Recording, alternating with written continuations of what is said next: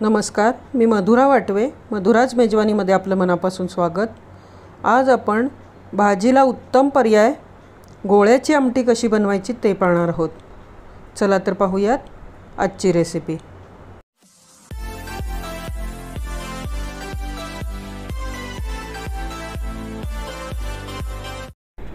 गॅसवर मी एक कढई ठेवलेली आहे. यामध्ये आपण 2 टेबलस्पून तेल घालूयात. फोडणी करून घ्यायची आपल्याला. पाव चमचा मोहरी, पाव चमचा जिरे घालूयात. हे दोन्ही तडतडल्यानंतर आपण हिंग घालायचं आहे, हळद घालूयात आणि बारीक चिरलेला कांदा घालायचा आहे. 2 कांदे मी बारीक चिरून घेतलेले आहेत. हे छान आपण परतून घेऊयात. कांदा आपल्याला किंचित लालसर रंगावरती परतून घ्यायचा आहे. गॅस बारीक करून ठेवूयात. मिक्सरच्या भांड्यात 20-25 लसूण पाकळ्या, खोबऱ्याचे काप घालूयात, 1 चमचा जिरे घालूयात आणि याची छान बारीक पेस्ट करून घेऊयात. ही पेस्ट आपल्याला 2 विभागामध्ये करून घ्यायची आहे. गॅस मी बारीक केलेला होता. हे पहा, कांदा छान परतून झालेला आहे.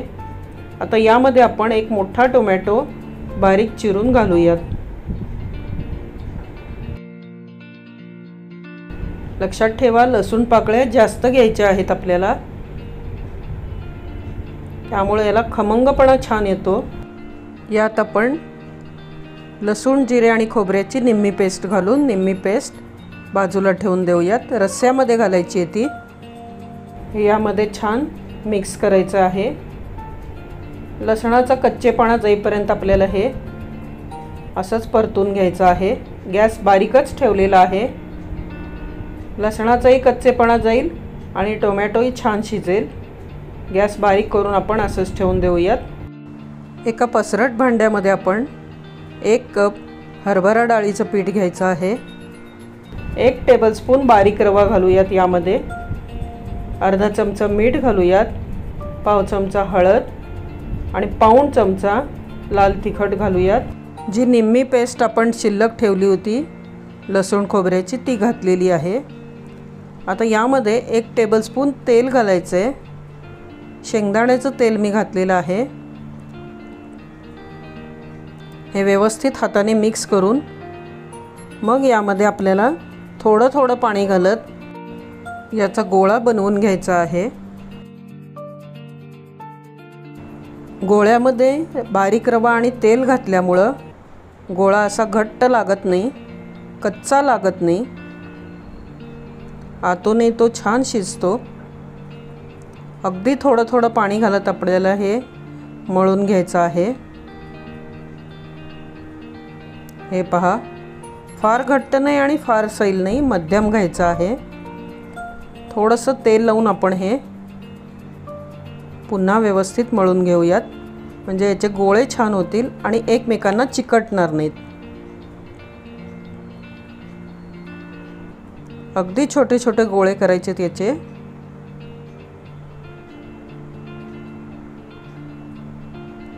कारण रस्स्यामध्ये घातल्यानंतर हे गोळे फुलतात, पुन्हा मोठे होतात. हे पहा, कांदा, टोमॅटो, लसूण, खोबरं छान परतून झालेलं आहे.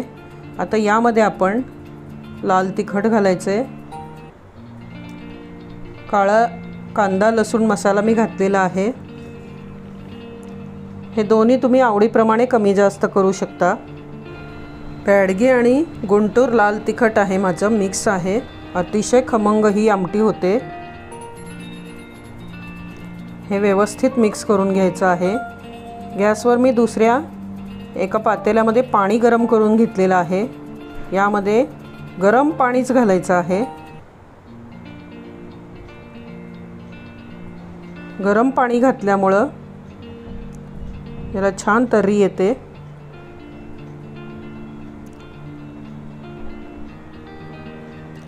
चवीप्रमाणे मीठ घालायचं आहे आणि छान उकळी आल्यानंतर यामध्ये गोळे सोडायचे आहेत. उकळी आल्याशिवाय गोळे सोडायचे नाही आहेत, नाहीतर गोळे फुटतात सगळे.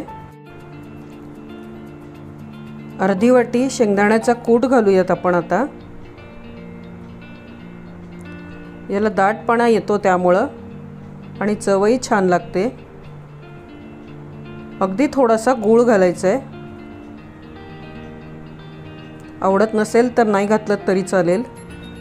बऱ्याच वेळा काय होतं, ही आमटी एकदम पातळ होते.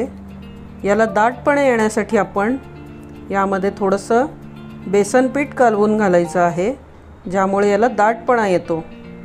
1 टेबलस्पून बेसन पीठ थोडंसं पाणी घालून आधी कालवून घेऊयात आणि हे पाणी आपण त्या आमटीमध्ये मिक्स करायचं आहे. ही टीप नक्की लक्षात ठेवा. माझी आई काय करायची, शेवटचे 2 गोळे फोडून त्यामध्ये पाणी मिक्स करून त्यामध्ये घालायची.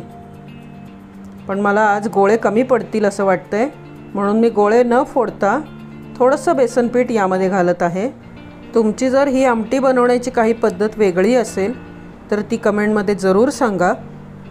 हे छान निम्म्यापर्यंत आटवून घेऊ आपण.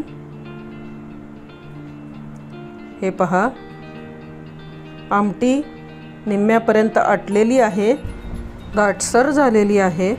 मस्त गोळे देखील फुगलेले आहेत. अतिशय खमंग वास येतोय. एक गोळा आपण चेक करून पाहायचा आहे, आतमध्ये शिजला आहे किंवा नाही ते. थोडंसं थंड करून घेऊयात आणि मगच चेक करूयात. तुम्ही चमच्याने देखील फोडून पाहू शकता. एखाद्या ताटलीमध्ये घ्यायचा. हे पहा किती पटकन फुटतोय गोळा. म्हणजे तो गच्च झाला नाही हे तर नक्की आहे. एकदम मऊ झालेला आहे, आतमध्ये छान शिजला आहे. यापूर्वी तुम्ही जर ही आमटी बनवली नसेल तर एकदा नक्की बनवून पहा आणि कशी झाली ते मला कमेंटमध्ये सांगायला विसरू नका. हे पहा, अगदी छोटासा तुकडा आपण खाऊन देखील पाहिलात तरी चालेल, म्हणजे शिजलाय का नाही हे देखील कळेल. हे यामध्येच मिक्स करूयात. मस्त शिजलेला आहे गोळा. आमटी देखील तयार झालेली आहे आपली. आता यावर आपण वरून कोथिंबीर घालूयात आणि ही आमटी खाण्यासाठी तयार आहे. पोळी, भाकरी, भात कशाबरोबर देखील ही आमटी मस्त लागते. सर्विंग बाउलमध्ये काढून घेऊयात आपण. रेसिपी कशी वाटली ते मला कमेंटमध्ये जरूर सांगा. आवडल्यास लाईक करा. जास्तीत जास्त लोकांना रेसिपी शेअर करा. अजूनही चॅनलला सबस्क्राईब केलेलं नसेल तर सबस्क्राईब करा आणि बेल आयकॉनवरती क्लिक करा, म्हणजे तुम्हाला पुढच्या रेसिपीच्या नोटिफिकेशन मिळत राहतील. भेटूया पुन्हा अशाच छानशा रेसिपीमध्ये. तोपर्यंत कोणताही पदार्थ घरीच बनवा. हेल्दी रहा, खुश रहा. धन्यवाद.